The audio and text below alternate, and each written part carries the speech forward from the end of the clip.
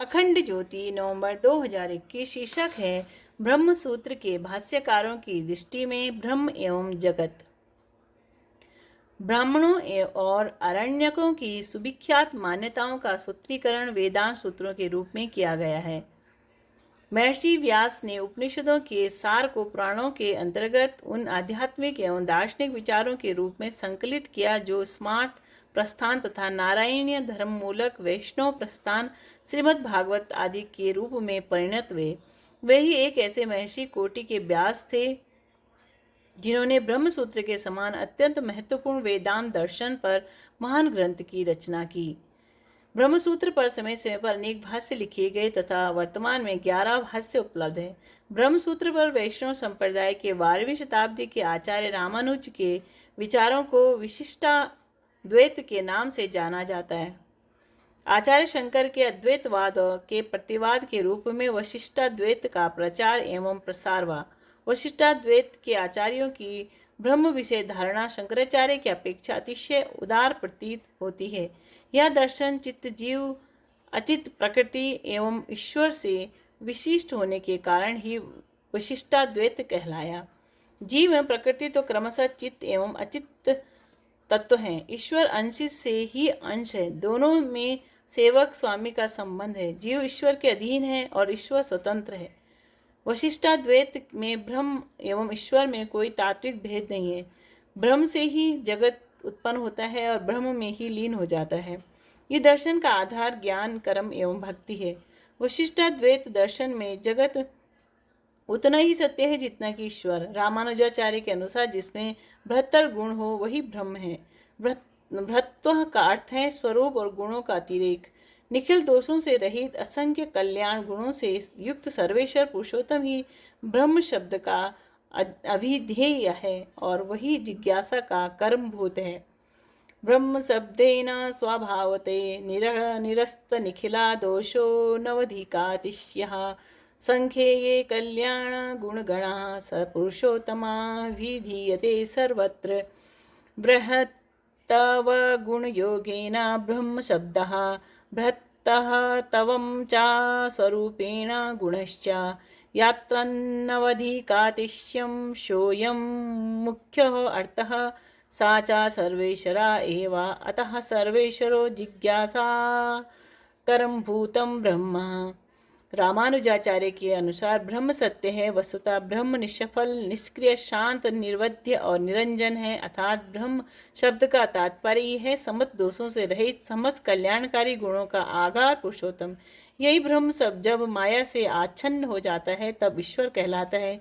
जगत की सृष्टि स्थिति और लय का कारण ही यही ईश्वर है। वेदांत में स्थूल सूक्ष्म चित्त अचित्त सभी परब्रह्म के शरीर हैं। वेदांत में स्थूल सूक्ष्म चित्त अचित सभी परब्रह्म के शरीर हैं और सभी का कारण ब्रह्म है तथा जीव उसका कार्य है। जीव की तरह ही ब्रह्म को शरीरी कहा गया है। अतः जीव के समान सुख दुख आदि भोगों में अनिवार्य रूप से आसक्त होगा। शरीरी जीवों में शरीरगत विकारों के होते हुए भी धातु वैषम्य से सुख दुख होते देखा जाता है। श्रुति के अनुसार नाहावे शरीरस्य सतः प्रिय प्रियायोरपहतिरस्ति अशरीरम वा संतम न प्रिया प्रिये स्पृश्यतः। ब्रह्म के अतिरिक्त संपूर्ण जगत कार्य रूप होने से मिथ्य है। एतादामत्यमिदं सर्वतत्त सत्यं नेहाना नास्ति किंचन मृत्युः सा मृत्योमाप्नोति या इह नाने वपश्यति। यह सारा जगत ब्रह्मात्मक है। वह ब्रह्म ही सत्य है। इस ब्रह्म एवं जगत में कोई भेद नहीं। जो लोग इसमें भेद देखते हैं वे बार बार मृत्यु को प्राप्त होते हैं। ब्रह्म ही जीव भाव से समस्त शरीरों में जीवत्व की अनुभूति करते हैं, इसीलिए वे तो मिथ्या हो ही नहीं सकते। वस्तुतः जीव ब्रह्म से भिन्न तो है नहीं, इसीलिए वह स्वभाव से विशुद्ध है। फिर भी कृपाणादि में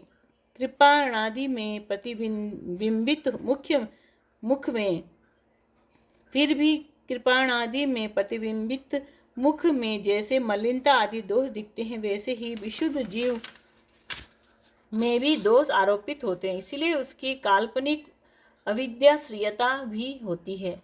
प्रतिबिंबगत मलिनता आदि की तरह जीवगत दोष भी भ्रांति मात्र ही है, और यदि ऐसा न हो तो जीव की कभी मुक्ति हो ही नहीं सकती। जीव और ब्रह्म का स्वाभाविक भेद है। शारीरिक भेद धातु वैषम्य के कारण जो जीव को सुख दुख आदि का अनुभव होता है, उसके लिए शरीरी होना कारण नहीं है, अपितु पुण्य पाप रूप कर्म ही उसका कारण है। रामानुजाचार्य ने सृष्टि को ब्रह्म की भांति ही सत्य माना है। सृष्टि या जगत का उपादान कारण ब्रह्म है। उनके मतानुसार सृष्टि और प्रलय से तात्पर्य ब्रह्म के स्थूल एवं सूक्ष्म रूपापन्न होने से है। सृष्टि तथा प्रलय केवल साक्षेप है और उसी एक ब्रह्म रूपी कारणात्मक तत्व का द्योतन करता है। आचार्य रामानुज ने श्री भाष्य में कहा है, अतः सर्वावस्थं ब्रह्म चिद चिद्दावस्तु शरीरमिति सूक्ष्म चिद चिद वस्तु शरीरम ब्रह्म कारणम तदेव ब्रह्म स्थूला चिद चिद वस्तु शरीरम जगदाख्यम कार्यमित्तः। प्रलय काल में विषयों के अभाव में जीव और जगत दोनों सूक्ष्म रूप धारण कर लेते हैं। उस समय ब्रह्म इन सूक्ष्म जीव व जगत से चित्त तथा अचित्त से विशिष्ट रहता है। सृष्टि दशा में ये दोनों व्यक्त रूप में अर्थात स्थूल रूप धारण कर लेते हैं।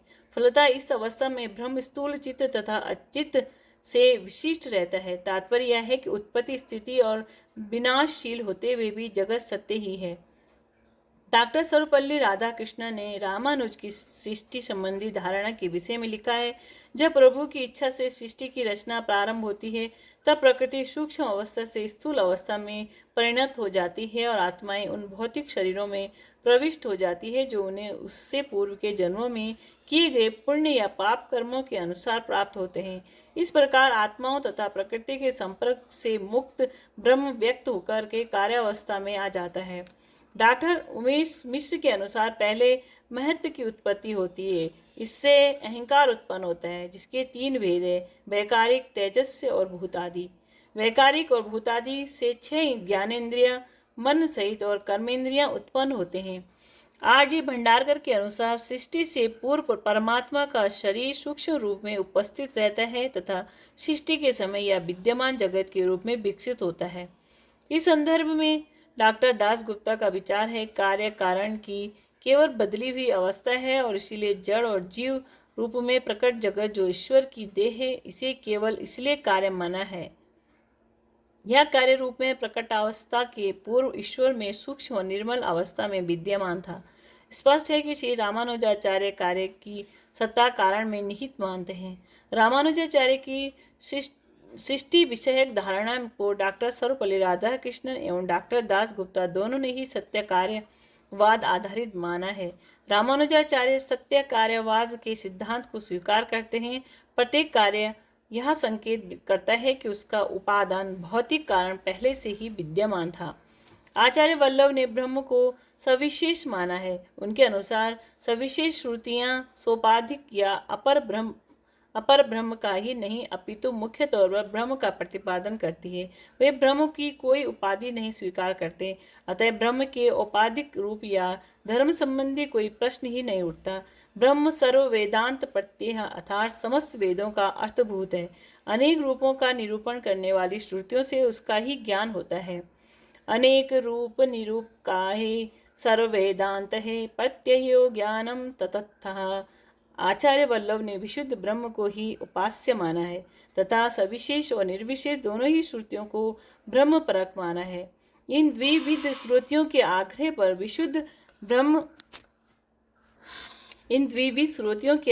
पर विशुद्ध ब्रह्म का स्वरूप सविशेष और विरुद्ध धर्माश्रम सिद्ध होता है। अचिंत्यानंत शक्तिमाना सर्वभवन समर्था ब्रह्म के स्वरूप में श्रुति के द्विविध कथन कोई विरोध उत्पन्न नहीं करते। नाचा विरुद्धा वाक्यानां श्रवणात् तन्निद्राधारार्थं विचारः उभयोरपि हि प्रमाणिकत्वेनैकः तरनिद्राधारस्याशक्यत्वात् अचिंत्यानंत शक्तिमति सर्वभवन समर्थे ब्रह्मणि विरोधाभावाच्च। आचार्य वल्लभ के अनुसार ब्रह्म को निर्धर्मक नहीं माना जा सकता है। धर्म रहित मानने पर तो वह अनुपास्य, अप्राप्य और असफल हो जाएगा।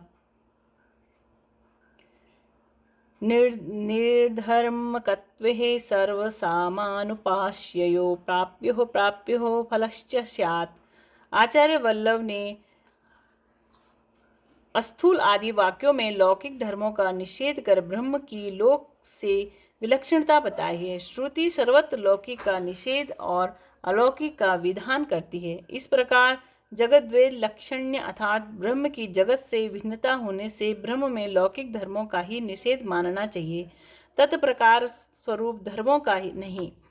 तथा च जगद्वे लक्षण बोधनेने तत्प्रकार का धर्मा निषिध्यन्ते न तु तत्सदृश्यः स्वरूप धर्मः अपि अणुभः।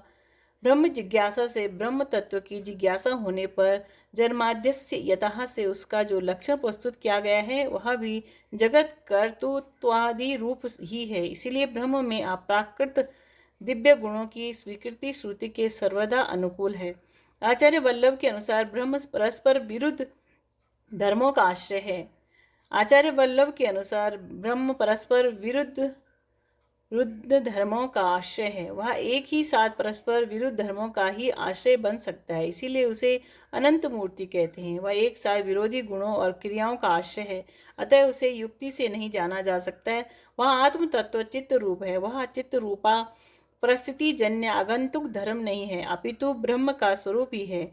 उनके अनुसार ब्रह्म केवल ज्ञान ही नहीं अपितु ज्ञानवान भी है। वह सत्य चित्त और आनंद स्वरूप भूत धर्म है। सचिदानंद स्पमिति ब्रह्ममेति धर्म निर्देशा पर ब्रह्मवाचकः। वह अक्षर ब्रह्म पुरुषोत्तम का अधिष्ठान है, अतः प्रतिष्ठा स्वरूप भी है। आनंद ब्रह्म का धर्म है, अतः आनंद पद से गुणी अर्थात ब्रह्म का निर्देश किया जाता है। यद्यप्ययुक्तं निर्विशिष्टं ब्रह्मात्र विवक्षितमिति तदप्युक्तम् आनन्दगुणस्य ब्रह्मणो विवक्षित्वात् एत एवोत्तरत्र केवलेन गुणवचनेन गुणी निर्दिश्यते। वह जीव का संस्कर्ता लब्धव्य या प्राप्य रूप है। उसे सर्वथा अचिंत्य अचाक्षुष और वांग मन सागोचर नहीं माना जा सकता है। वह साकार तो है परंतु शरीर नहीं है। वह हिरण्य अर्थात आनंद में तत्व स्वरूप वाला है। आनंद एवं ब्रह्माणी रूपस्थानीय। उन्होंने यथा अवसर परम सत्ता को पुरुषोत्तम भगवान ब्रह्म, परमात्मा, श्री कृष्ण, श्री हरि आदि विभिन्न नामों से संबोधित किया है। ब्रह्म सर्वात्मक है, अतः गुणों की भी आत्मा है, गुणों का सरजक है। गुण ब्रह्मात्मक है, गुण गुणात्मक नहीं। ब्रह्म में किसी प्रकार के भेद की शंका नहीं करनी चाहिए। वह एक अखंड और पूर्ण सत्ता है। आचार्य वल्लभ जन्माद्यस्य यतः तथा शास्त्र योनित्वात् इन दो सूत्रों को एक सूत्र मानकर यह अर्थ करते हैं कि जगत का उद्भव, स्थिति और विनाश जिससे होता है वह ब्रह्म है। शास्त्र वेद इस विषय में प्रमाण है। शास्त्रे योनि ही शास्त्रोक्त कारणत्वादित्य अर्थः। ब्रह्म का कार्य अलौकिक है क्योंकि वह देहादि अभ्यास जन्य नहीं है। ब्रह्म सृष्टि का कर्ता होने के साथ साथ उसका अभिन्न निमित्त उपादान कारण भी है। जिस प्रकार लता अपने जाल का निमित्त कारण भी है और उपादान कारण भी, उसी प्रकार ब्रह्म भी इस प्रपंच का उपादान कारण है और निमित्त कारण दोनों ही है। आत्मा वा इदमेका एवाग्रा आसीत् नान्यत् किंचन मिसत् सदेवा सौम्यहिदमग्रह आसीदेकमेवा द्वितीयम् इत्यादि केवल ब्रह्म का ही सत्यवत्व प्रतिपादित करती है। ब्रह्म के अतिरिक्त और कोई तत्व है ही नहीं है, अतः ब्रह्म से भिन्न किसी वस्तु का उपादान निमित्त कारण तत्व है ही नहीं। जगतः समवापि स्याता तदेवा च निमित्तकम् काचिद्रमते स्वस्मिन् प्रपंचेऽपि क्वचित् सुखम्। आचार्य वल्लभ सृष्टि को ब्रह्म का वास्तविक परिणाम मानते हैं, जो आभासवाद या प्रतिबिंबवाद का सर्वथा विपरीत है। वल्लभ सृष्टि का प्रयोजन लीला ही स्वीकार करते हैं। जिस प्रकार संसार में राजा आदि मृग्य करते हैं, मांसाहारण अथवा अन्य किसी प्रयोजन से नहीं अपितु केवल मनोरंजन मात्र के लिए किसी प्रकार ब्रह्म भी लीला के लिए इस सारे प्रपंच का विस्तार करते हैं। वल्लभ के अनुसार उपाधि रहित ब्रह्म ही सृष्टि के कर्ता है और कर्ता का स्वतंत्र होना आवश्यक है। ब्रह्म ही तंतु नाभ की तरह इस सृष्टि का अभिन्न निमित्तोपादन कारण है। साधारण कारण भी वही है। यह सृष्टि ब्रह्म का वास्तविक परिणाम है। अतः ब्रह्म की ही भांति सत्य और परमार्थिक है। शिक्षाप्रद प्रसंग। बैकुंठ लोक में विराजमान भगवान विष्णु को ध्यान मग्न देकर के देवर्षि नारद ने देवी लक्ष्मी से उनका मनोभाव जानना चाहा। देवी लक्ष्मी नारद को संबोधित करके कहने लगी, देवर्षि, वे भूलोक स्थित अपने सबसे बड़े भक्त की उपासना कर रहे हैं। यह सुन देवर्षि नारद बड़े आहत हुए। अपने से भी बड़े भक्त को देखने को व्यग्र वे तत्काल ही भूलोक चले गए। भगवान विष्णु के सबसे प्रिय भक्त की परीक्षा लेने के उद्देश्य से वे उस स्थान पर पहुंचे जहाँ के विषय में देवी लक्ष्मी ने उन्हें बताया था। वहां उन्हें पशु चर्मों से घिरा एक मैला कुचैला व्यक्ति दिखाई दिया। वह पसीने में लथपथ चमड़े की सफाई में मग्न था। तीव्र दुर्गंध के कारण वे उसके पास तो ना जा सके, परंतु उनको यह विचित्र लगा कि यह व्यक्ति भगवान का प्रिय भक्त होगा। उनके मन में जिज्ञासा जागृत हुई, क्यों ना इस व्यक्ति की दिनचर्या का निरीक्षण किया जाए। वे दूर खड़े नाक पर हाथ लगाए उसके कार्यों को ध्यानपूर्वक देखने लगे। चमड़े के ढेर को साफ करते करते शाम हो गई। देवर्षि ने सोचा, संभवतः अब यह किसी मंदिर में जाएगा या अपने निवास पर ही भगवान का नाम स्मरण करेगा, पर उसने ऐसा कुछ भी नहीं किया। अंतर मन में बड़ी अपेक्षा लिए प्रतीक्षारत देवर्षि की क्रोध की सीमा न रही। वे सोचने लगे कि यदि यह अधम मुझसे श्रेष्ठ है तो यह मेरा अपमान है।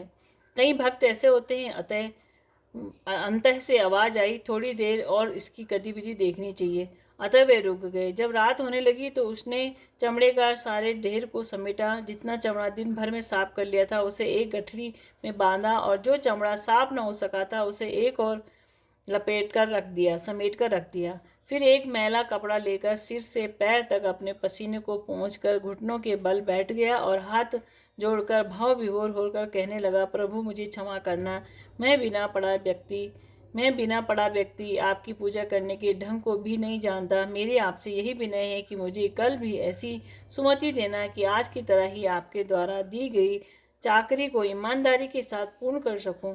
देवर्षि ने देखा कि भगवान विष्णु उसके समीप खड़े मुस्कुरा रहे हैं। वे बोले, देवर्षि, समझ में आया इस भक्त की उपासना की श्रेष्ठता का रहस्य। देवर्षि का अभिमान चूर्ण हुआ और वे सच्चे हृदय से भगवान की भक्ति में लीन हो गए। राधे कृष्ण।